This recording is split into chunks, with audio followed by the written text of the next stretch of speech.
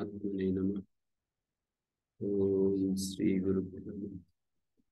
ओम आत्मशक्तये नमः। ओम असतो मा सत्कमय तमसो मा ज्योतिर्गमय मृत्योर्मामृतं गमय। ओम शांति शांति।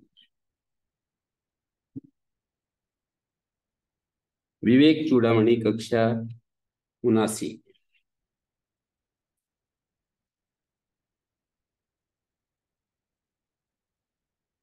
517 नंबर श्लोक।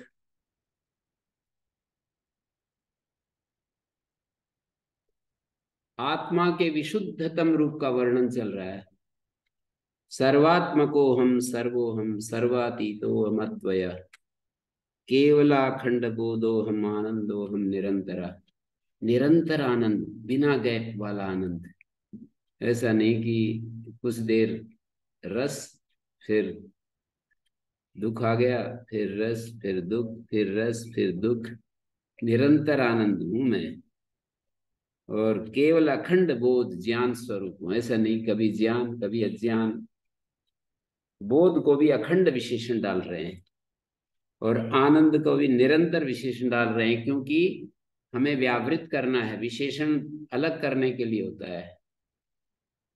क्वालिफायर जो होते हैं वो उसके लिए, उसको डिफ्रेंशिएट करने के लिए होते हैं, उसको अलग करने के लिए होते हैं।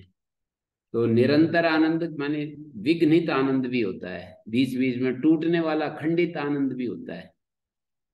अभी तो सुख है, फिर बिटर हो जाता है। भोजन करते समय कहेंगे कि बड़ा अच्छा लगा, फिर ज्यादा खा गए, फिर वो पेट में दिक्कत करता है। तो वो सारा परिणाम में बिटर हो गया। अभी तो ज्ञान है, पर फिर अज्ञान में बदल जाता है मामला सारा। अखंड बोधो सर्वातीतो, सबसे अतीत, सबका आत्मा, सर्वात्मको हम सर्वोहम सर्वरूप हूँ, सबसे परे हूँ, सबसे परे हूँ, और सर्वातीत हूँ। सर्व, सबसे परे, सर्वातीत, अद्वय अद्वितीय हूँ। तो ये मेरा निरंतर आनंद स्वरूप है। ये 517 पढ़ा हूं। 516 भी इसी तरह का श्लोक है। निष्क्रियोस्मि अविकारोस्मि निष्कलोस्मि निराकृति निर्विकल्पोस्मि नित्योस्मि निरालंबोस्मि निर्द्वय। यानी उसमें भी ये कहा, मैं समस्त क्रियाओं से रहित हूँ, निष्क्रियोस्मि अविकारोस्मि, और सारे विकार रहित हूँ। मैं अविकार्य हूँ, निष्क्रिय हूँ और अविकार्य हूँ, विकार रहित हूँ। प्राण श्रद्धा आकाश वायु अग्नि जल पृथ्वी इंद्रिय मन अन्न वीर्य तप मंत्र कर्म लोक नाम, इन 16 कलाओं से रहित हूं मैं। निष्कलोस्मि निराकृति, आकृति सावयव की होती है, मैं निर्वय होने के कारण आकृति से रहित हूँ। निर्विकल्पोस्मि, विकल्प भेद को कहते हैं। मुझ आत्मा से अतिरिक्त कोई अन्य पदार्थ न होने के कारण मैं निर्विकल्प हूँ, भेद रहित हूँ। मुझ आत्मा से अतिरिक्त कोई अन्य पदार्थ, निर्विकल्प हूं, भेद रहित हूं मैं। यानी हम वस्तु परिच्छेद से रहित को निर्विकल्प कह सकते हैं, कि उसके पैरेलल कोई दूसरी वस्तु को दिखा करके यह नहीं कहा जा सकता है कि ये आत्मा नहीं है। कुछ स्टेटमेंट जो हैं वो तो यहाँ पर, जैसे महर्षि दयानंद परमात्मा का वर्णन करेंगे तो वो उसको सब प्रकार से निष्क्रिय तो इसलिए बताएंगे कि वो सर्वत्र आना जाना उसमें बनता नहीं है, और अविकार उसमें परिणाम नहीं होता। निष्कल, वो अवयव रहित है, ऐसे कहेंगे। निराकृति तो अच्छा है उनके लिए, निराकार है। निर्विकल्प, उसमें निर्विकल्प का मतलब है उसमें कोई 2 या 3 ईश्वर नहीं है, निर्विकल्प का ऐसा अर्थ करेंगे। नित्य है, निरालंब है, वो उसका कोई आधार नहीं है, ऐसा करेंगे। तो कुछ तो मिलते हैं व्याख्यान जो है ना दोनों जगह, पर कुछ कुछ भिन्न हो जाते हैं। जैसे निर्विकल्पोस्मि, मैं निर्विकल्प हूँ, भेद रहित हूँ मैं, माने मेरे सिवाय और कुछ है नहीं, इसलिए मैं निर्विकल्प हूँ। स भगवा कस्मिन प्रतिष्ठिता स्वे महिम्नि यदि वा न महिम्नि। भूमा परमात्मा किसी में प्रतिष्ठित न होने के कारण वो निरालंब है, अनाश्रित है। भूमा अनाश्रित है तो मैं निरालंब हूँ, अद्वितीय है, निर्द्वय अद्वितीय है।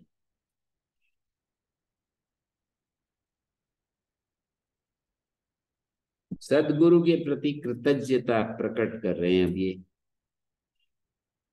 स्वराज्य साम्राज्य विभूतिरेषा भवत्कृपा श्री महिम प्रसादात् प्राप्ता मया श्री गुरवे महात्मने नमो नमस्तेस्तु पुनर्नमोस्तु।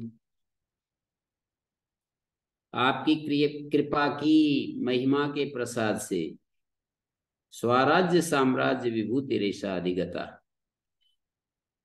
प्रसाद से, आपकी कृपा की महिमा के प्रसाद से मुझे स्वराज्य साम्राज्य की विभूति प्राप्त हुई है। स्वराज्य साम्राज्य विभूति रेशा, स्वराज्य साम्राज्य की विभूति प्राप्त हुई है। भवत कृपा श्री महिमा प्रसादात, आपकी कृपा, भगवत कृपा श्री, आपकी कृपा श्री, गुरु जी की कृपा के महिमा के प्रसाद से स्वराज्य साम्राज्य विभूति रेशाधिगता, मैं स्वराट बन गया हूं, मैं सम्राट बन गया हूं। कहते हैं स्वराज्य साम्राज्य की विभूति मुझको प्राप्त हुई है गुरु जी की कृपा से। भगवत कृपा श्री महिमा प्रकाशा प्रसादात, आपकी कृपा की महिमा के प्रसाद से स्वराज्य साम्राज्य की विभूति प्राप्त हुई है। ऐसा प्राप्ता मया, स्वराज्य साम्राज्य विभूति रेशा भगवत कृपा महिमा प्रसादात प्राप्ता मया श्री गुरुवे महात्मने। तो अब जो है मैं, मेरा एक ही कर्तव्य बचता है कि मैं बस सिर झुकाए रहूं भगवान वो महात्मा श्री गुरु के लिए अपना सिर झुकाए रहूं, बार बार प्रणाम करता रहूं। नमो नमस्तेस्तु, हे गुरुदेव तुम्हें प्रणाम है, पुनर्नमोस्तु, पुनः पुनः आपको प्रणाम है। महास्वप्ने माया कृत जनि जरा मृत्यु गहने भ्रमंतम क्लिश्यंतम बहुलतरतापैरनुदिनम् अहंकार व्याघ्र व्यथितमिमत्यंत कृपया प्रबोध्य प्रस्वापात् परमवितवान् मामसि गुरो। महास्वप्ने मायाकृत जनि जरा मृत्यु गहने भ्रमंतम क्लिश्यंतम, महास्वप्न में माया के द्वारा किया गया जन्म मरण जनि जरा मृत्यु गहने, जन्म जरा और मृत्यु से ये गहन जंगल, गहन का मतलब गहन वन में भ्रमंतम भ्रमण करते हुए, क्लेश उठाते हुए, बहुल तर तापैर अनुदिनम, बहुत ज्यादा, बहुलतर बहुत अधिक, बहुलतर बहुत ज्यादा तापों से, कष्टों से, बाधाओं से, अनुदिनम प्रतिदिन, अहंकार व्याघ्र व्यथित, अहंकार व्याघ्र से व्यथित, अहंकार रूपी जो व्याघ्र है हमारे भीतर ही बैठा है, उस व्याघ्र से व्यथितम इमम अत्यंत कृपया, अहंकार व्याघ्र से व्यथित इमम जन्म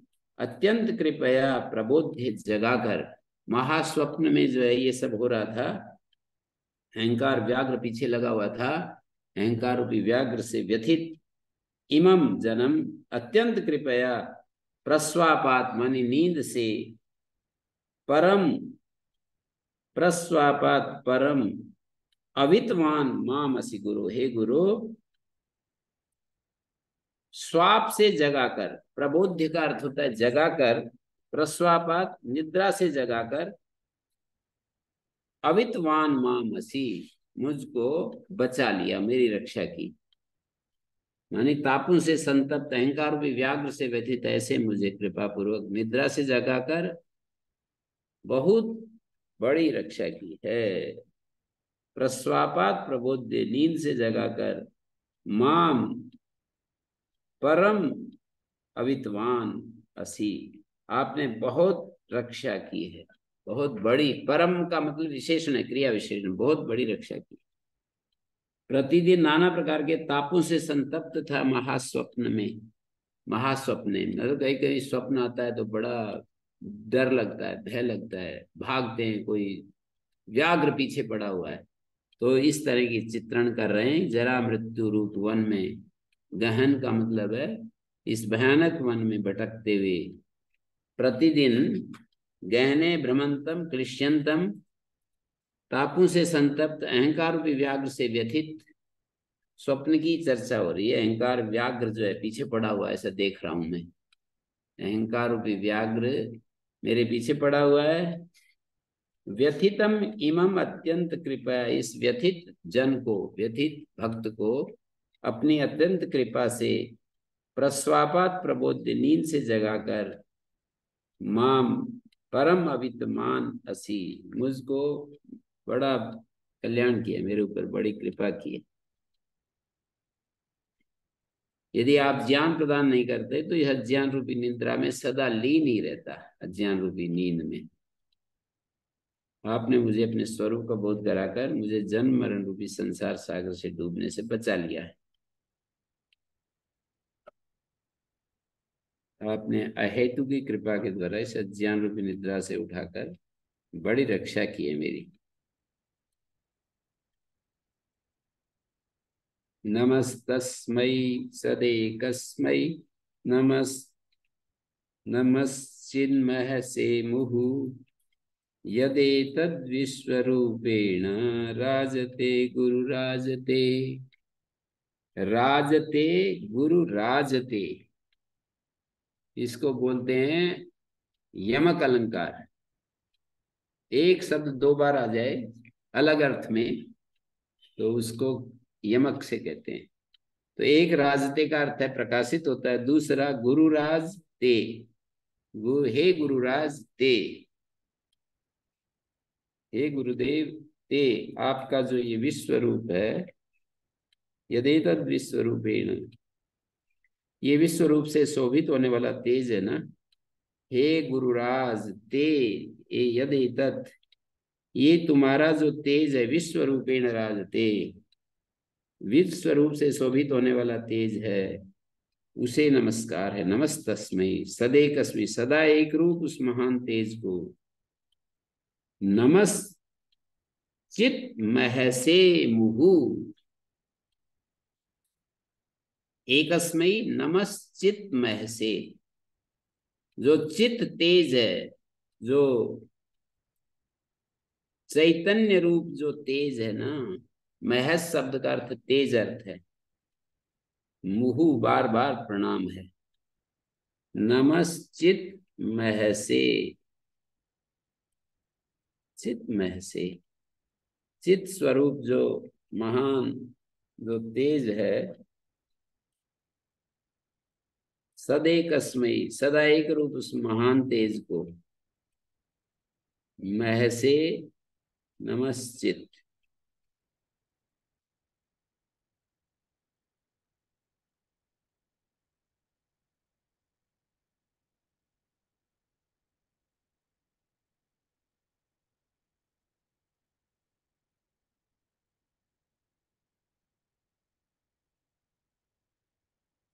तो यहां से लेकर के 486 से लेकर 520 तक, 486 से 520 तक, इनको ध्यान पूर्वक बार बार पाठ करने से बड़ा लाभ होगा। न किंचिदत्र पश्यामि न शृणोमि न वेद्म्यहम, स्वात्मना एव सदानंद रूपेण अस्मि विलक्षण। ये आत्मा के शुद्धतम रूप पर ही है सारे श्लोक, 486 से लेकर 520 तक। 20 श्लोक तो ये हैं, 10 20 और 10 30, और 6 7 37 श्लोक हैं ये। इन 37 श्लोकों में यदि हम ध्यान से पढ़ेंगे तो यही भाव भरा हुआ है कि मैं ऐसा हूं, मैं ऐसा हूं।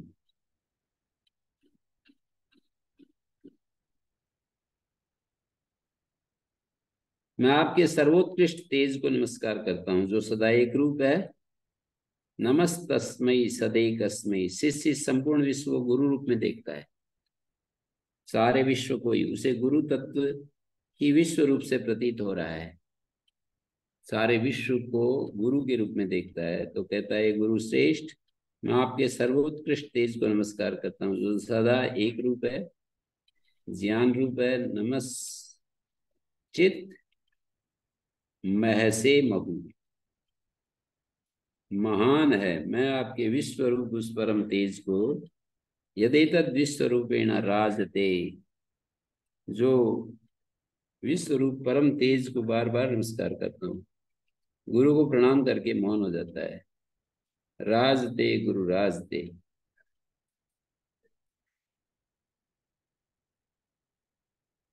गुरु का अब अंतिम उपदेश क्या है? इति न तम अवलोक्य शिष्यवर्यं सम, इति न तम अवलोक्य शिष्यवर्यं, इति न तम अवलोक्य शिष्यवर्यं समधिगतात्म सुखम प्रबुद्ध तत्वम। प्रमुदित हृदय, प्रमुदित हृदयस्य देशिकेन्द्र, पुनरिदमाह वचा परम महात्मा, पुनरिदमाह वचा परम महात्मा। इति न तम अवलोक्य शिष्यवर्यम्। इस प्रकार आत्म सुख और आत्म तत्व को जानने वाले विनम्र श्रेष्ठ को देखकर, समाधिगत आत्म सुखम प्रबुद्ध तत्वम, जिसने तत्व को जान लिया है, प्रबुद्ध तत्वम, आत्म तत्व को जानने वाला, समाधिगत आत्म सुखम, और आत्म सुख को जिसने उपलब्ध कर लिया है, विनम्र श्रेष्ठ शिष्य को देख करके, प्रमुदित हृदय स देशी केंद्र, वो जो देशी केंद्र हैं, गुरुजी हैं, प्रमुदित हृदय वाले, पुनरिदमाह वचा परम महात्मा।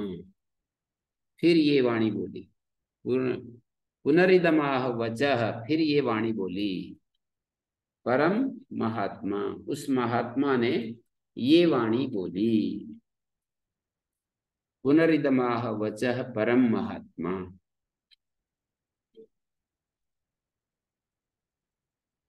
प्रमुदित हृदय स देशी केंद्र, प्रमुदित हृदय वाला उस देशी केंद्र ने, पुनरिदमाह वचः परम महात्मा, परम वाणी बोली महात्मा ने।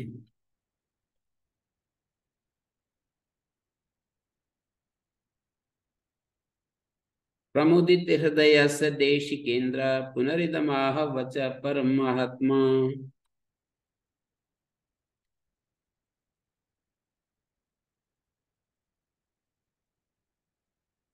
क्या बोला? शिष्य ने आत्म तत्व को, आत्म सुख को ठीक से जान लिया। समधिगत आत्म सुखम, आत्म सुख को ठीक से जान लिया। और प्रबुद्ध तत्वम, और जिसने तत्व को जान लिया है उसको प्रबुद्ध तत्वम, प्रमुदित हृदय होकर के, देशिकेंद्र पुनरिदमाह वचा शिष्यवर्यम, शिष्यवर्य को ये बात बोली। आगे बताने जा रहे हैं। उत्तम शिष्य को देखकर गुरुजी अत्यंत प्रसन्न हो गए, और आचार्यों में से सदगुरुदेव प्रसन्नचित होने के कारण इस प्रकार वचन बोलने लगे। शिष्य को परम तत्व का ज्ञान हो चुका है, उसे अब कोई कर्तव्य शेष नहीं है।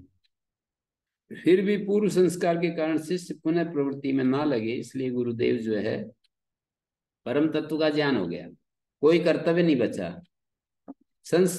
पूर्व संस्कार के कारण शिष्य पुनः जो है उसी चक्कर में ना कहीं फंस जाए, इसलिए आचार्य जो है ब्रह्मात्मना संस्थिति का वर्णन कर रहे हैं।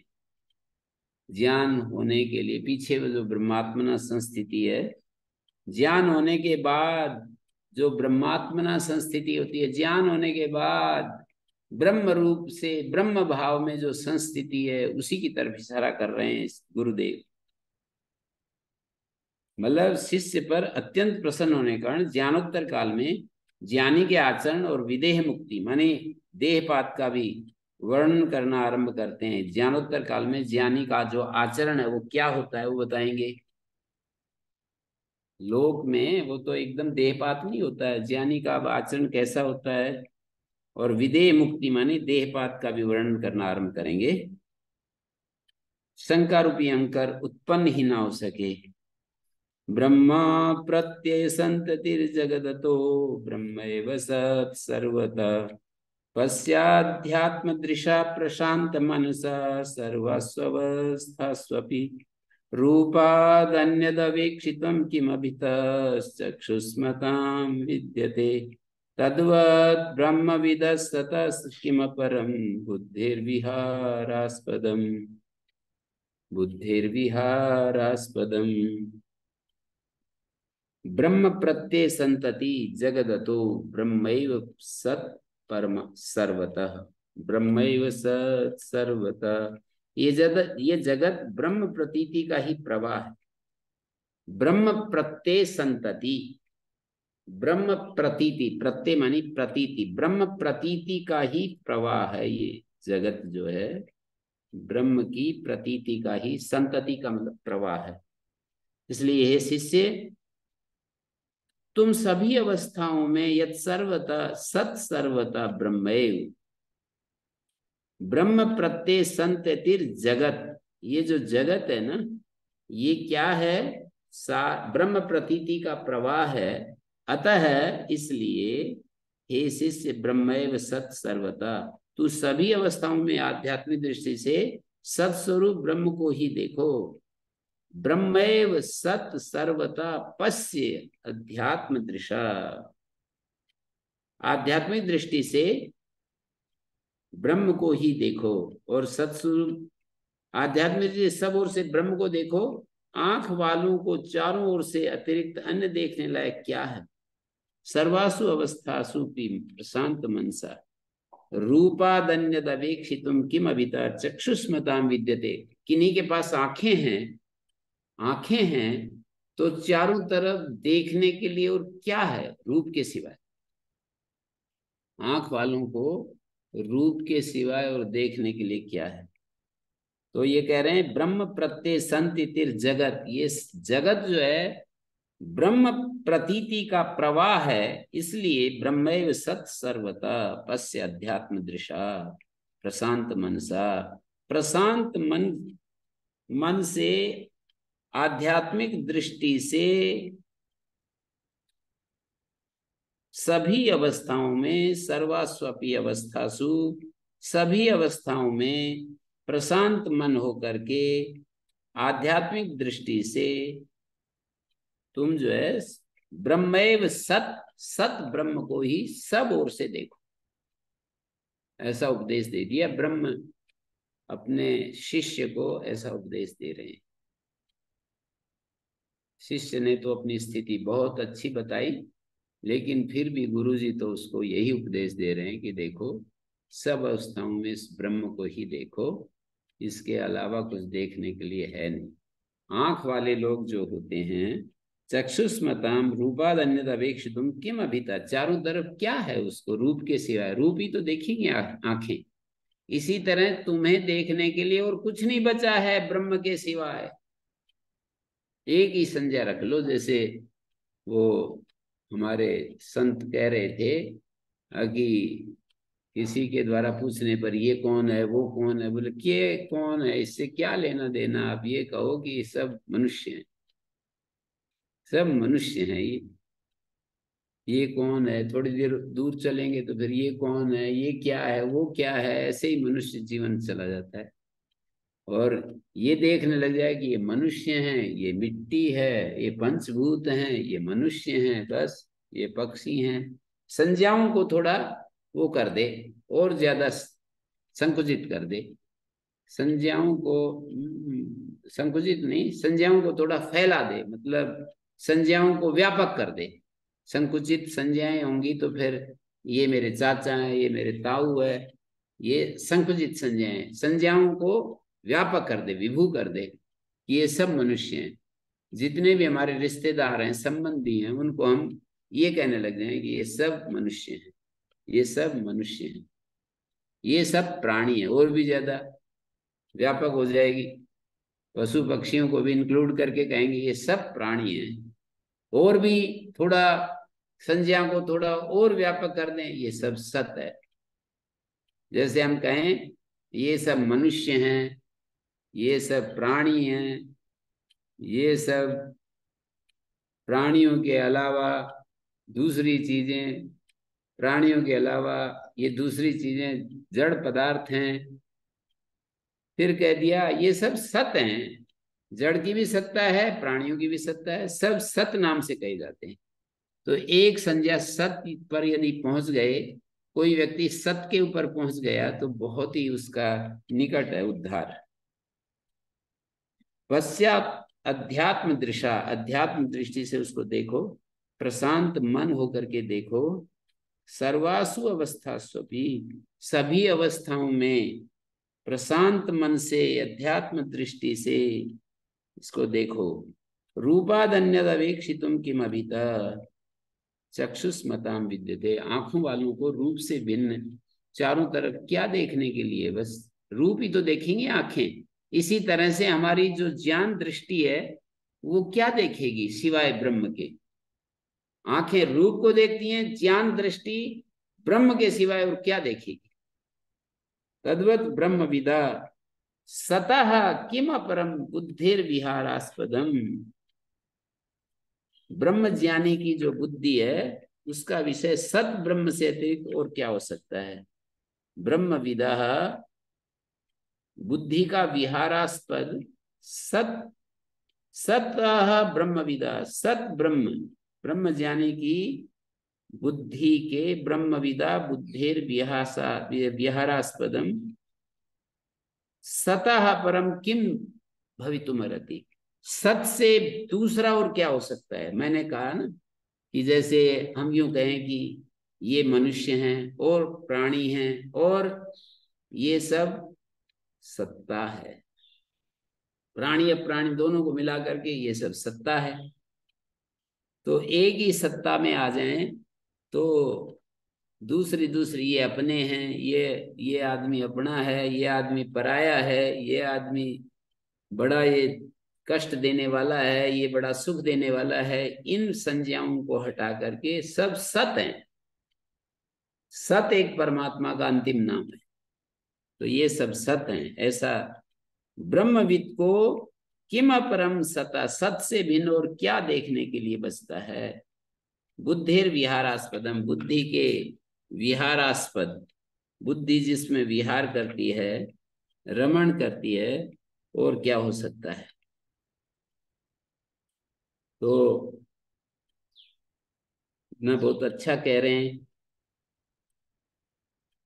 ब्रह्म के अतिरिक्त यहाँ कुछ भी नहीं है। नाम रूपात्मक जगत केवल भ्रम के कारण हमको प्रतीत हो रहा है। जगत, नाम रूप रूपात्मक जो जगत है केवल भ्रम के कारण हमको प्रतीत हो रहा है। जागृत आदि सारी अवस्थाओं में अपनी आध्यात्मिक दृष्टि से सब प्राणियों में एकमात्र ब्रह्म के दर्शन करो। वस्तुतः ब्रह्म से अतिरिक्त ये संसार है ही नहीं। आत्मज्ञान होने के बाद शिष्य की ब्रह्म निष्ठा को परिपक्व करने के लिए गुरु ऐसा कह रहे हैं। कस्ताम परानंद रसानुभूति, कस्ताम परानंद रसानुभूतिम उत्सृज्य शून्येषु रमेत विद्वान् चंद्रे महाल्लादि निदीप्यमाने चित्रेन्दुमालोकयितुं कैच्छेत्। कस्ताम परानंद रसानुभूति, उस परमानंद रस की अनुभूति को उत्सृज्य माने छोड़कर, परानंद रसानुभूति को छोड़कर, कौन है जो उस परानुभूति को छोड़कर शून्येषु रमेत विद्वान, कौन है ऐसा हे विद्वान। कस्ताम परानंद रसानुभूति मुत्सृज्य शून्येषु रमेत विद्वान। विद्वान शब्द है, विद्वान शब्द है दूसरी पंक्ति में। विद्वान है। विद्वान। हम्म।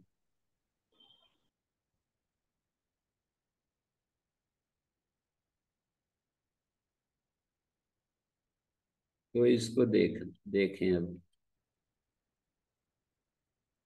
कौन जो है, कौन विद्वान शून्य अर्थहीन विषयों में, शून्येषु अर्थहीन जो विषय हैं उनमें कौन रमण करेगा। समझदार व्यक्ति तो कर नहीं सकता। तरह तरह के सुंदर भोज्य पदार्थों को छोड़कर मिट्टी में कौन टक्कर मारेगा। विद्वान तो मिट्टी खाएगा नहीं, विद्वान तो मिट्टी खाएगा नहीं, समझदार तो खाएगा नहीं।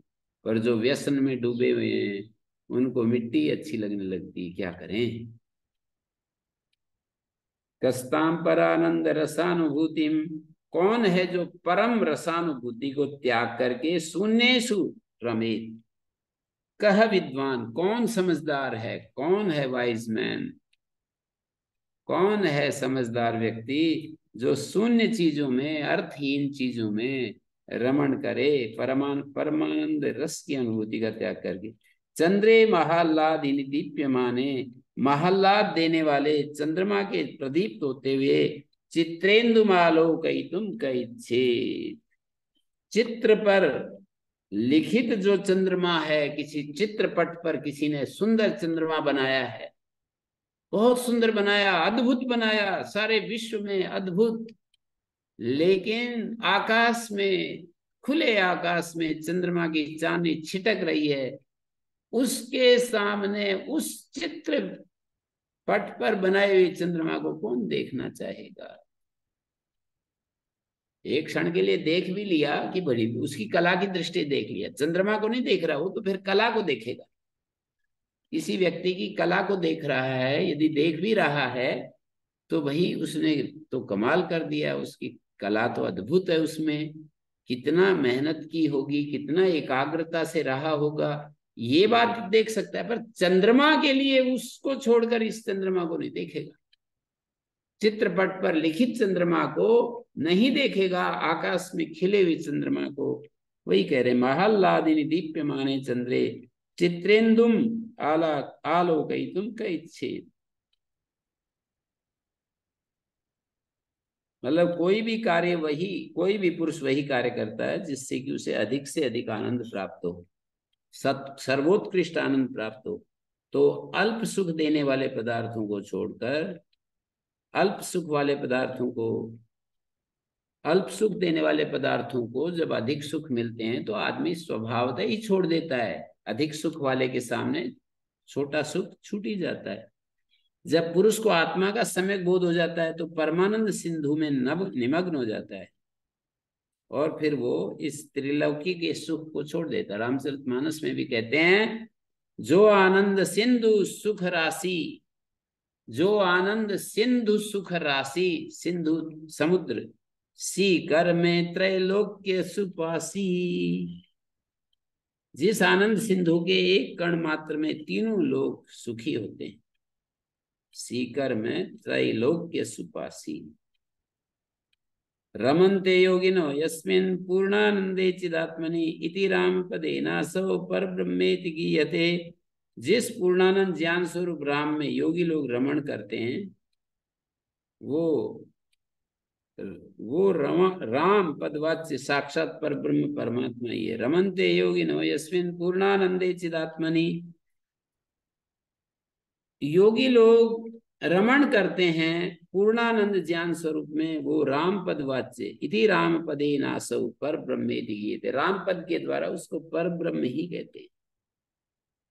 राम कह लो, श्री कृष्ण कह लो, पर ब्रह्म कह लो, ओम कह लो, सब एक ही बात को कह रहे हैं। ऐसे अपने आत्म स्वरूप आनंद घन राम में जो लीन हो गए हैं, माने उस आत्म रूप परमानंद रस की अनुभूति जिन्होंने कर ली है, क्या वो शून्य पदार्थों में, अर्थहीन विषयों में अब अपना मन लगाएंगे? नहीं लगा सकते। यदि अमृत का समुद्र प्राप्त हो जाए तो अशुद्ध जल को पीने की इच्छा कौन करेगा? शुद्ध बहता हुआ निर्मल झरने का झन मिल जाए तो गंदले पानी को कौन पिएगा? गंदला पानी तभी पी सकते हैं जब अच्छा नहीं मिलता। गंगा जल शुद्ध पहाड़ से बह रहा है, उसको उसके सामने गंदा पानी कौन पीना चाहेगा? चित्र लिखित चंद्रमा जैसे मुख्य चंद्रमा के समान आनंद प्रदान नहीं कर सकता, उसी तरह विषय भोग से उत्पन्न होने वाले सुखाभास, विषयों से जो हमें सुखाभास होता है, ब्रह्मानंद अनुभूति के सामने कभी भी मुख्य आनंद नहीं दे सकते। इसलिए विद्वान पुरुष तुच्छ विषय सुखों के प्रति आकृष्ट नहीं होता। 524 श्लोक में फिर कह रहे हैं, असत पदार्थानुभवे न किंचिन नहीं अस्ति तृप्तिर्न च दुख हानि तद्वयानंद रसानुभूत्या तृप्ता सुखम तिष्ठ सदात्मनिष्ठया। असत पदार्थों के अनुभव से न तो कुछ तृप्ति होती है, असत पदार्थानुभवेन, भवेन मिलाकर के लिखा होगा ना, भवेन पहली पंक्ति, असत पदार्थानुभवेन किंचित नहीं अस्ति तृप्तिर्न च दुख हानि। असत पदार्थों के अनुभव से कुछ न, असत पदार्थानुभवेन किंचित नहीं अस्ति तृप्ति, कोई तृप्ति भी नहीं होगी और दुख का त्याग भी नहीं होगा, दुख छूट जाएगा ऐसी भी बात नहीं। असत पदार्थों के अनुभव से किंचित नहीं अस्ति तृप्ति, थोड़ी सी भी तृप्ति नहीं मिलेगी असत पदार्थों के अनुभव से। जैसे कि मरीचिका में लहराता हुआ जल हमको दिख रहा हो, उसका कि जल अनुभव वहां पर लहरा रहा है और प्यास लगी हुई है, तो थोड़ी सी भी तृप्ति नहीं होगी और दुख हानि भी नहीं होगी, दुख भी नहीं छूटेगा। तद्वयानंद तद अद्वयानंद रसानुभूत्या, इसी प्रकार अद्वय आनंद रस की अनुभूति के द्वारा, अद्वय आनंद रसानुभूत्या तृप्ता सुखम तिष्ठ सदात्मनिष्ठया, तृप्त होकर के सुख पूर्वक रहो सदात्मनिष्ठा से। अद्वय आनंद की रसानुभूति से सदात्मनिष्ठा के द्वारा, सदात्मनिष्ठया, सदा आत्मनिष्ठा के द्वारा, सदा शब्द है, सदा आत्मनिष्ठा के द्वारा सुखम तिष्ठ, सुख पूर्वक रहो, सुखम क्रिया विशेषण, सुख पूर्वक रहो। ये ही संस्पर्श जा भोगा दुख यो नय आद्यंतवत्ता कौनते या नतेषु रमते बुधा। ऐसे कहा है, जो संस्पर्श से उत्पन्न होने वाले जो भोग हैं, यही संस्पर्श जा भोगा दुख यो नय, वो दुख के कारण है, इंद्रिय और विषयों के संयोग से जो दुख उत्पन्न होते हैं। इसलिए तुम अनात्म पदार्थों के प्रति तृष्णा का त्याग करके उस अद्वितीय आनंद रस की अनुभूति से, आनंद निष्ठा से तृप्त होकर निरंतर सुख पूर्वक रहो। अद्वितीय आनंद रस की अनुभूति से, अद्वितीय आनंद रस की अनुभूति से सदा आत्मनिष्ठा से तृप्त हुए हुए निरंतर सुख पूर्वक रहो। स्वयमेव सर्वथा पश्यन् मन्यमाना स्वम अद्वयम् स्वानंदमनुभुञ्जाना कालं नये महात्मते पश्यन् मन्यमाना स्वम अद्वयम्। हे महाबुद्धिमान, हे महामती, महामती का अर्थ होता है महाबुद्धिमान। स्वयमेव सर्वथा पश्यन्, तुम सर्वथा स्वयं को ही देखते हुए, स्वयं को अद्वितीय मानकर, मन्यमाना स्वम अद्वयम्, स्वयं को ही अद्वितीय मानकर और आत्मानंद का अनुभव करते हुए काल यापन करो। स्वानंदम अनुभुंजाना, स्वानंद का भोग करते हुए कालम नए, अपने कालक्षेप करो, अपना समय बिताओ।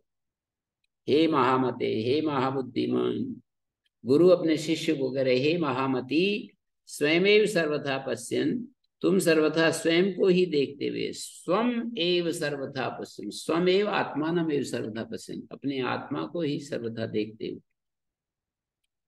कोई पूछ रहा था मेरे से व्याकरण में कि स्वम शब्द के कितने अर्थ हैं, मैंने कहा 4, एक आत्मा, एक आत्मीय, एक ज्ञाति और एक धन, ये 4 अर्थ होते हैं। तो इस श्लोक में आत्मा अर्थ में आ गया स्वम, कहीं आत्मीय अर्थ में आ जाता है स्वे पुत्रा स्वे गावः। तो ये कह रहे हैं स्वयमेव सर्वदा पश्यन् मन्यमाना स्वमद्वयम् स्वानंदम अनुभुंजाना कालम नये महामते। मैं ही आत्म रूप से विद्वान हूं ऐसा मानकर सदा निर्विकल्प समाधि जन्य आत्मानंद का अनुभव करते हुए अपने जीवन काल को बिताओ। ज्ञान होने पर भी प्रारब्ध के अनुसार प्राप्त शरीर का नाश तो प्रारब्ध की समाप्ति होने पर होगा, उससे पहले नहीं होगा। प्रारब्ध का नाश भोग से होता है, तो वो जब होगा तभी होगा, पहले नहीं होगा।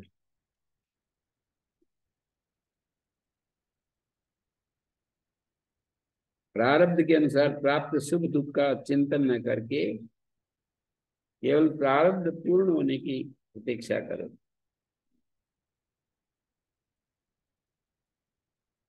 स्वयमेव सर्वथा पश्यन् मन्यमाना स्वमद्वयम्, यहाँ स्वम का अर्थ है आत्मानम अद्वयम् मन्यमाना, स्वानंदम भुंजाना, स्वानंद का भोग करते हुए कालम नये महात्मते।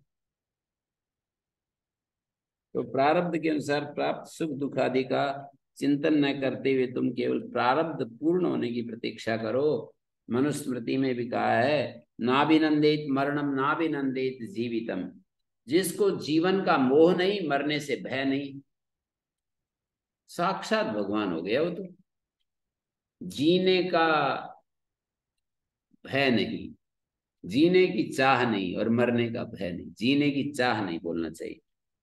नाभिनंदित, मनु महाराज के नाभिनंदित मरणम, मरण की अभिनंदना ना करे, मरण को न चाहे और जीवित का अभिनंदन न करे।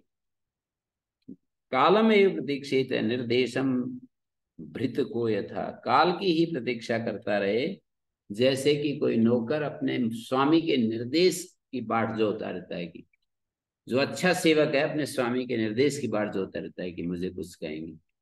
जिसके शरीर में ताकत भी है, रोग नहीं है, अच्छा है, तो फिर वो ऐसा करेगा।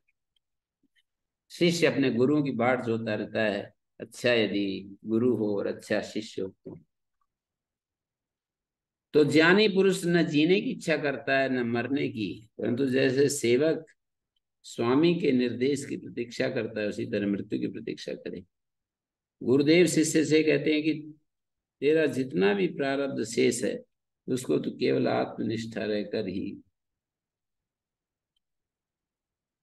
आसुप्तेर आमृते कालम नयद वेदांत धिया दद्यात्नावसरम किंचित कामादीनाम मनागपि। कहना ये चाह रहे हैं कि सुसुप्ति मृत्यु को जब तक प्राप्त न हो जाए, आसुप्ते आमृते, आसुप्ते आमृते, सुसुप्ति पर्यंत, मरण पर्यंत कालम नयेत वेदांत चिंतया, वेदांत चिंता में अपना समय गुजारे। दद्यात नावसरम किंचित, कामादियों को थोड़ा सा भी मौका ही नहीं देना चाहिए, आत्मचिंता में मन को हमेशा लगाए रखना चाहिए, मौका ही नहीं देना चाहिए। अखंड बोधात्मनि निर्विकल्पे विकल्पनम व्योमनि पुरः प्रकल्पनम तद्वत् तदद्वयानंदमयात्मना सदा शांतिं परामेत्य भजस्व मौनम।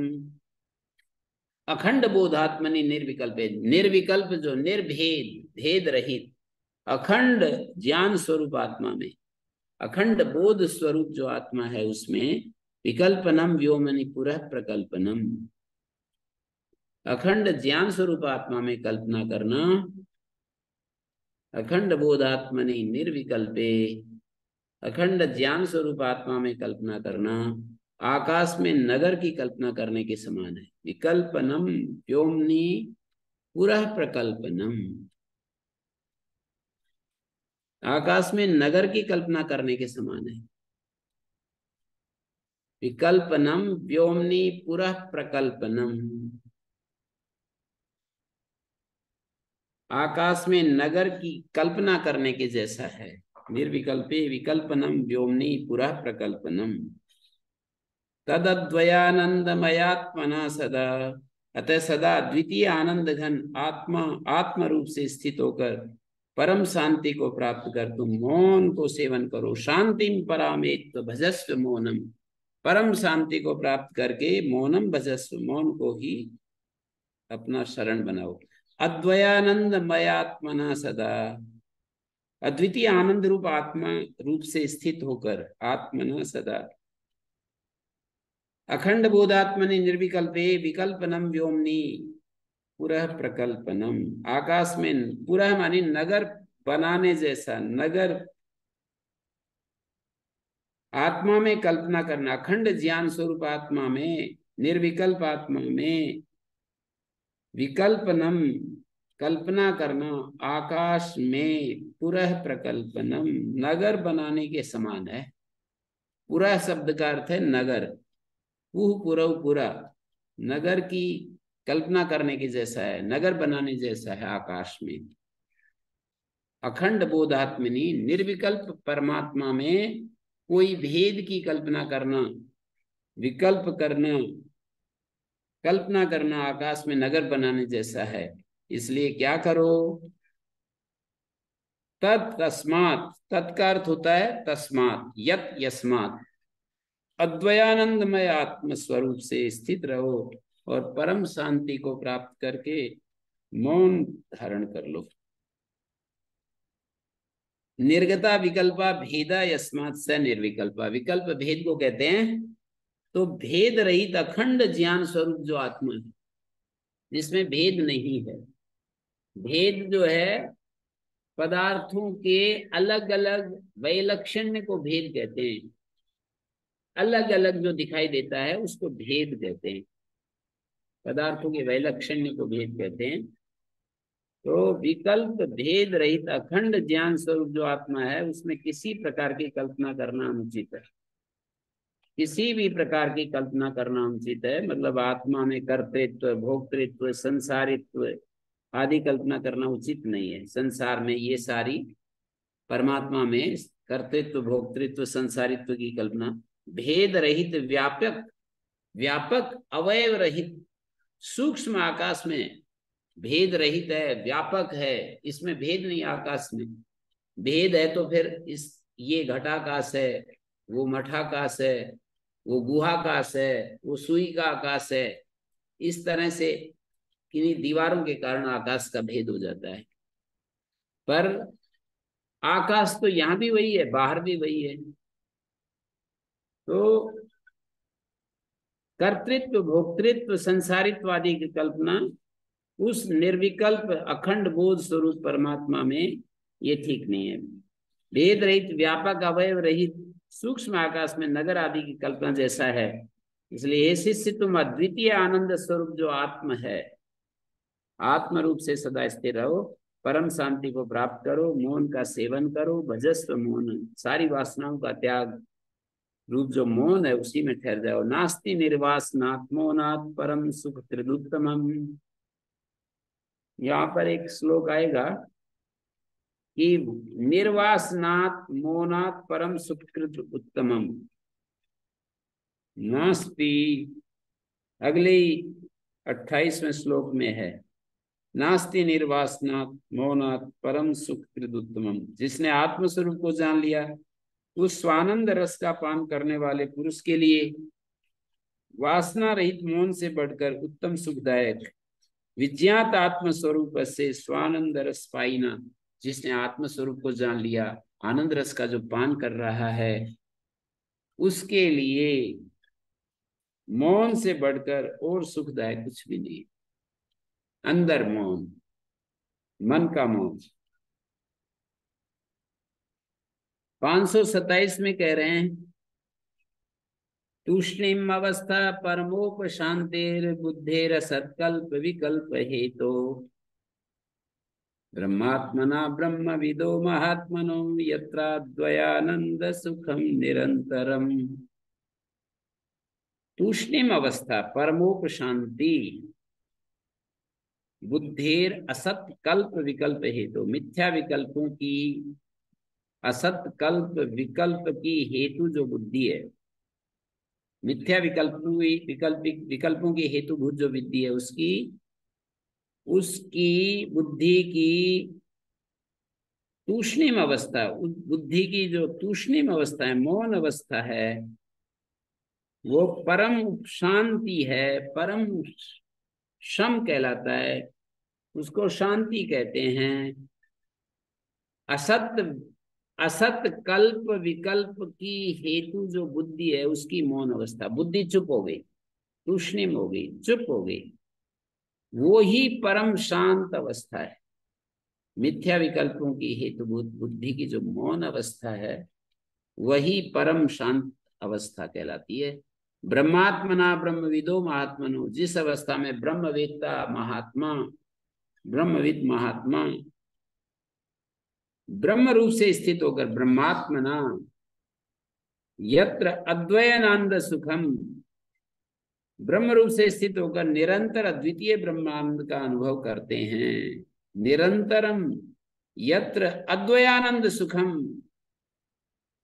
निरंतर अद्वैय आनंद सुख का जब अनुभव करते हैं महात्मा लोग, ब्रह्मवेत्ता महात्मा लोग, ब्रह्म रूप से स्थित होकर, महात्मनो ब्रह्मविदा ब्रह्मात्मना स्थिता सन संतः, ब्रह्म स्वरूप से स्थित होकर के, जिसमें अद्वैय आनंद सुखम निरंतरम, निरंतर अद्वैय ब्रह्मानंद का अनुभव करते हैं। यहाँ बुद्धि शब्द का मतलब जो बहिर्मुखी बुद्धि है उसको कह रहे हैं, या जो हमारा अज्ञान युक्त मन है, शुद्ध मन नहीं, शुद्ध बुद्धि नहीं, अशुद्ध बुद्धि, अशुद्ध मन का यहाँ पर प्रयोग हुआ है बुद्धि के अर्थ। तो असत कल्प विकल्प है, तो संकल्प विकल्प रूप मन का अपने कार्यों से उपरत हो जाना तूष्णीम अवस्था है। लेकिन ये बुद्धि कैसी, असत विकल्प, असत कल्प विकल्प का हेतु जो मन है, वो जब चुप हो गया, अर्थात वो जब शुद्ध होकर शांत हो गया, अशुद्ध अवस्था से शुद्ध अवस्था को प्राप्त हुआ और शांत हो गया, तो उसको पकड़कर कह रहे हैं कि ब्रह्मात्मना ब्रह्मविदो महात्मनो, ब्रह्मविद महात्मा का ब्रह्म स्वरूप से ठहरना अद्वैय आनंद सुख, निरंतर अद्वैय आनंद सुख का हेतु है। तो मन जब संकल्प विकल्प आदि का त्याग कर देता है, तूष्णीम भाव को प्राप्त होता है, ऐसा यही अवस्था परम शांति है, शांति है। इस अवस्था में ब्रह्म को जानने वाले महात्मागण नित्य आत्मरूप से स्थित रहकर ब्रह्मानंद का नित्य अनुभव करते हैं, सदा आनंद सिंधु में निमग्न रहते हैं। मन की तूष्णीम अवस्था का भाव बताया, मन का नाश करने पर ही जीवन मुक्ति का आनंद मिलता है। मन जब मनोराज्य में मन विचरण कर रहा है, तब तक कोई मुक्ति नहीं है। तो मन जब शांत हो गया, कंप्लीट साइलेंस, तो समझो बात बन गई। ज्ञानी का मौन कैसा होना चाहिए, इसको इसमें बताया, नास्ति निर्वासनात् मौनात् परम सुख कृदुत्तमम, आत्मस्वरूप से विज्ञात आत्मस्वरूप है, जिसने आत्मस्वरूप को जान लिया, स्वानंद रस पाइना, स्वानंद रस का जो पान कर रहा है उस पुरुष के लिए वासना रहित मौन से बढ़कर, निर्वासनात् मौनात् परम, वासना रहित मौन से बढ़कर उत्तम सुखदायक कुछ है नहीं। 528 योग वासिष्ठ में भी कहा, दृढ़ भावनया त्यक्त पूर्वा पर विचारणाम यदा दानम पदार्थ से वासना सा प्रकीर्तिता। वासना क्या है, कहते हैं दृढ़ भावना से त्यक्त पूर्वा पर विचारणाम, जिसने पूर्व और अपर विचारणा को छोड़ दिया। वासना की व्याख्या कर रहे हैं योग वासिष्ठ में, त्यक्त पूर्वापर विचारणा, जहां पूर्वापर का विचार छूट गया और दृढ़ भावना के कारण से पदार्थ का जो लेना है, ग्रहण करना है, उसको वासना कहते हैं। जिस वासना के कारण ये आदमी हुक्का पिएगा, बीड़ी पिएगा, धूम्रपान करेगा, गप लड़ाएगा, कुछ भी करेगा, अच्छे काम भी करता है, गाय की सेवा करेगा, खेत में से खरपतवार निकालेगा, वासना से करेगा। अच्छे और बुरे, एक का नाम पुण्य है, दूसरे का नाम पाप है। दृढ़ भावना के कारण त्यक्त पूर्वापर विचारणा, जिसमें पूर्व और अपर की विचारणा नहीं काम आ रही है, बस वेग से आदानम पदार्थ से पदार्थ का ग्रहण कर लेता है। मतलब जो भी चीज वो अपने वासना के कारण ग्रहण कर लेता है, विचार नहीं करता कि इससे तेरे शरीर में हानि होगी, तेरा मन खराब होगा, इस बात को नहीं देखता। तो पूर्वापर का विचार किए बिना, ये बात यहाँ पर लिखी है, पूर्वापर त्यक्त पूर्वापर विचारणा, जिसने पूर्वापर की विचारणा को छोड़ दिया है। पूर्वापर का विचार किए बिना दृढ़ भावना से जो पदार्थ का ग्रहण किया जाता है उसको वासना कहते हैं। ऐसी वासना जब तक रहती है तब तक वह मनुष्य को सुखी नहीं होने देती, मनुष्य को घुमाती रहती है। एक के बाद एक पदार्थों को ग्रहण करने की इच्छा बलवान होती रहती है। पुरुष सदा अभिलषित वस्तु की प्राप्ति में अपना सारा समय, शक्ति, ऊर्जा लगाता रहता है। वो बहिर्मुखी होकर आत्मा से दूर चला जाता है। जब इस प्रवाह में जाता है तो आत्मा से हटता चला जाता है। ज्ञान होने पर भी जब तक वासना नष्ट नहीं हो जाती।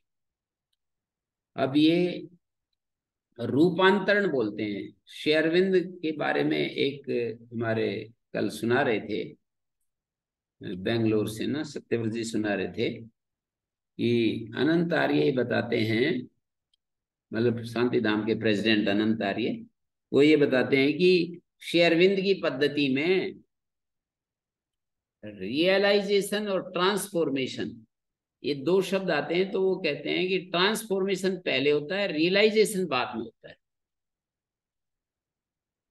ट्रांसफॉर्मेशन पहले होता है। सामान्य रूप से ये माना जाता है कि होने रियलाइजेशन ही अंतिम चीज है, ये माना जाता है। आत्मानुभव ही सबसे अंतिम चीज है। पर श्री अरविंद कहते हैं कि ट्रांसफॉर्मेशन पहले हमारा होता है, बाद में रियलाइजेशन होता है। ट्रांसफॉर्मेशन का क्या मतलब होता है, उसको हम ऐसे कह सकते हैं, कालिदास ने अपने ग्रंथ में एक जगह कहा है, विकार हेतु सति न विक्रियन्ते एसाम चेतांसि तैव धीरा। ये ट्रांसफॉर्मेशन है। विकार का हेतु उपस्थित होने पर भी हमारा मन विकृत ना हो, उसको धीर कहते हैं, उसको वीर कहते हैं, धीर। विकार का हेतु उपस्थित होने पर भी, कोई हमें गाली दे रहा है, अपमान कर रहा है, कोई हमसे हमारे से कम योग्यता वाले को सम्मानित कर रहा है, ये सारे वो है ना चैलेंजेस हैं हमारे सामने। उन सब चैलेंजेस में हमारा मन जब बिल्कुल अविचलित रहता है, एक क्षण के लिए भी उसमें हलचल नहीं होती, तो समझो रियलाइजेशन। इसी को योग दर्शन में, वैसे तो ये जो कहते हैं ना रियलाइजेशन, तो संस्कार क्षय एक शब्द आता है, शेयरन ने उसको ट्रांसफॉर्मेशन दे दिया। कोई अलग बात नहीं कह रहे हैं, ट्रांसफॉर्मेशन कह दिया। प्राचीन शास्त्र उसको संस्कार क्षय की बात कह देते हैं। जैसे कि योग दर्शन के व्यास भाष्य में मैं देखता हूं कि वहां ये लिखा है कि क्लेशों की 4 अवस्थाएं होती हैं, प्रसुप्त, तनु, विच्छिन्न, उदार। एक 5वीं अवस्था है जो दग्ध बीज अवस्था कहते हैं। तो दग्ध बीज अवस्था में क्या होता है, तो वो ये कहते हैं सती आलंबन अप्रबोध। आलंबन के उपस्थित होने पर भी कोई हमारे अंदर हलचल नहीं होती है।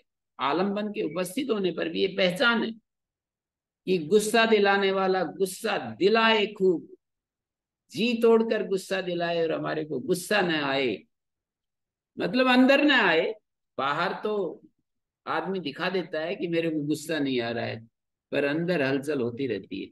वो बात नहीं कह रहे, ईमानदारी से गुस्सा न आए, सती आलम्बने अप्रबोधा। कई लोग कह देते हैं ना कि इसको आज हम देखेंगे कैसे गुस्सा नहीं आता, इसको हम दिखाते हैं गुस्सा कैसे नहीं आता। तो कुछ का कुछ उल्टा पुल्टा आचरण करते हैं, पर वो गुस्सा दिलाने में, हमारे गुरुजी सुनाते हैं, संत त्रिवल्लुवर, दक्षिण के एक संत हुए संत त्रिवल्लुवर। तो वो, उनको जो है ना, ऐसे सोचा युवकों ने कि हम देखते हैं कैसे गुस्सा नहीं आता। तो जा करके वो कपड़े बेचते थे, उससे जो मिलता था वो अपना आजीविका चलाते थे, कपड़ा बनते थे। तो उन्होंने कहा ये कपड़ा कितने का दिया? बोले ये 2 रुपए का। बोले आधा लेना हो तो 1 रुपए का। उसको फड़वाते फड़वाते छोटे छोटे टुकड़े कर दिए, और आखिर में बोले कि हमें तो नहीं चाहिए जी, अब ये अच्छा नहीं लग रहा। तो फिर बोले कि कोई बात नहीं, हमारा वस्त्र हमारे पास है। धीरे से बड़े सहज रूप में, दिखाने के लिए कोई दिखा सकता है कि मेरे को गुस्सा नहीं आ रहा, अंदर से बहुत परेशान होगा इस घटना में, लेकिन संत थे वो तो, अंदर से भी उन्होंने अपने को वैसा बना लिया था। इसी को ट्रांसफॉर्मेशन कहते हैं, इसी को प्राचीन लोग दग्ध बीज अवस्था कहते हैं, इसी को वासनाक्षय कहते हैं। वासनाएं जब क्षीण हो जाती हैं, सामान्यतः कोई बात चलने लगती है किसी की निंदा स्तुति की, तो हमारे को ना वो हो जाता है, हम भी अपनी आहुति लगा देते हैं। तो वासना क्षय नहीं है इसलिए लगा देते हैं। जैसे वासना क्षय हो जाए तो हम कुछ भी ऐसा हमारे मन में से नहीं निकलेगा उसके प्रति। हम पीठ पीछे कुछ कुछ बोल देते हैं ना। स्वामी दयानंद कितना समर्थ थे कि सामने तो कह देते थे जो कुछ कहना होता है, लेकिन पीछे किसी के बारे में कुछ नहीं कह रहे हैं, व्यक्ति को पकड़ करके। शास्त्र में तो एक सामान्य सिद्धांत का खंडन कर रहे हैं, वो तो अलग बात है, वो अलग बात है। लेकिन उस समय जीवित काल में किसी व्यक्ति को पकड़ करके और ऐसे उसकी निंदा स्तुति नहीं करते थे, सामने तो कह देते थे। तो ये सब बातें जो है ना, तो वासना जो है ना नष्ट हो जाएगी, दग्ध बीज अवस्था को प्राप्त कर लेगी। उसको पंचमी अवस्था कहा है। प्रसुप्त तनु विच्छिन्न और उदार अवस्था होती है क्लेशों की, लेकिन जब दग्ध बीज अवस्था हो गया तो ये पंचमी अवस्था है। वहां पर सती आलम्बने अप्रबोध, आलम्बन के उपस्थित होने पर भी उसको कोई कोई किसी प्रकार की हलचल नहीं। ये तो केवल कल्पना हम कर रहे हैं, अपने अपने लेवल पर हमें इसको परीक्षण करते रहना चाहिए। थोड़ा सा भी आलम्बन हमको विचलित करेगा, यदि वासना है तो। लोभ के आलम्बन से लोभ युक्त हो जाएंगे, और मोह के आलम्बन से मोह युक्त हो जाएंगे, और द्वेष के आलम्बन से द्वेषी हो जाएंगे, राग के आलम्बन से रागी हो जाएंगे, ईर्ष्या के आलम्बन से ईर्ष्या हो जाएगी। मानी हमारा विरोधी व्यक्ति बहुत ज्यादा उन्नति करेगा तो ईर्ष्या आ जाएगी, और कोई विरोधी व्यक्ति बहुत ज्यादा दुख में आएगा तो हम अंदर ही अंदर हंसने लगेंगे। कोई विरोधी व्यक्ति यदि उस पर आपत्ति आ जाए तो अंदर ही अंदर खुशी महसूस होती है कि ये इसी लायक था, ठीक इलाज हुआ इसका। तो ये सारे मन की वासनाएं हैं। बिना ट्रांसफॉर्मेशन के यही सब चलेगा। ट्रांसफॉर्मेशन हो जाए, या प्राचीन शब्दों में वासना क्षीण हो जाए, या हम कहें कि दग्ध बीज हो जाएं, वो तो शरीर भाव से भी ऊपर उठ जाता है आदमी, क्या करे। सुखदेव जी, माताएं, नौजवान माताएं, बहनें, कन्याएं स्नान कर रही हैं, वो तो एक क्षण भी उसका मन हलचल नहीं, उसके पास से गुजर जाते हैं और आगे बढ़ जाते हैं। और उसकी पवित्रता का इतना असर है कि उनके अंदर भी, स्नान करने वालों में भी हलचल नहीं होती है। इतना ये है ट्रांसफॉर्मेशन। तो ये सब जो है वासना का क्षय निर्विकल्प समाधि के द्वारा होता है। तो मौन के कई स्टेजेस हैं। शब्द का उच्चारण न करना, मन को वासना रहित कर देना, और वाणी का मौन साधन है, मन का वासना रहित होना साधन है। मन का मौन है वासना रहित होना, वाणी का मौन है चुप होना। पर इस वाणी का मौन साधन है, मन का वासना रहित होना साध्य है। साधन यदि साध्य की प्राप्ति कराए तो लाभदायक होगा, किंतु यदि साधन मतलब दिखावे के लिए, दंभ के लिए, या अनर्थ कुछ दूसरी चीज के लिए, दूसरे प्रयोजन के लिए यदि कर रहे हैं तो अनर्थ ही देगा। साधना काल में वाणी का मौन भी आवश्यक है। योगस्य प्रथमम द्वारम वांग निरोधो अपरिग्रह, ऐसा एक श्लोक में आया था कि वाणी का निरोध करना योग का प्रथम द्वार है। साधन की सफलता तभी होती है उस साधन से हम अपने लक्ष्य को प्राप्त कर लेते हैं। साधन से लक्ष्य को प्राप्त, साधक के लिए वाणी का मौन ज्ञान प्राप्ति में सहायक होता है। साधन का मौन, साधक का मौन ज्ञान प्राप्ति में, साधक का मौन सहायक होता है, किंतु जिसे सम्यक आत्मज्ञान हो चुका है, साधन रूप मौन की उसको आवश्यकता नहीं। उसका मौन तो फिर वासना रहित होना है। अगली जो स्टेज है वासना रहित होना, ट्रांसफॉर्मेशन। ट्रांसफॉर्मेशन के बाद रियलाइजेशन तो अपने आप हो जाएगा। फिर मन रुक जाएगा, परिवर्तित हो गया तो उसमें क्या बचेगा। तो आज हम यहीं पर विराम देते हैं 528वें श्लोक पर। ओम शांति शांति शांति।